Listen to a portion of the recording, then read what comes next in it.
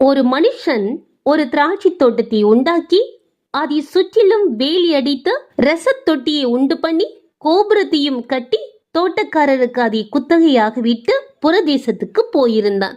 தோட்டக்காரிடத்தில் திராட்சை தோட்டத்து கனிகளில் தன் பாகத்தை வாங்கி கொண்டு வரும்படி பருவ காலத்திலே அவர்களிடத்தில் ஒரு ஊழியக்காரனை அனுப்பினான். அவர்கள் அவனை பிடித்து அடித்து வெறுமையாய் அனுப்பிவிட்டார்கள். பின்பு வேறொரு ஊழியக்காரனை அவளிடத்தில் அனுப்பினான். அவர்கள் அவன் மேல் கல்லறிந்து தலையிலே காயப்படுத்தி அவமானப்படுத்தி அனுப்பிவிட்டார்கள். மறுபடியும் வேறொருவனை அனுப்பினான். அவனை அவர்கள் கொலை செய்தார்கள். வேறு அநேகரையும் அனுப்பினான். அவர்களில் சிலரை அடித்து சிலரை கொன்று போட்டார்கள்.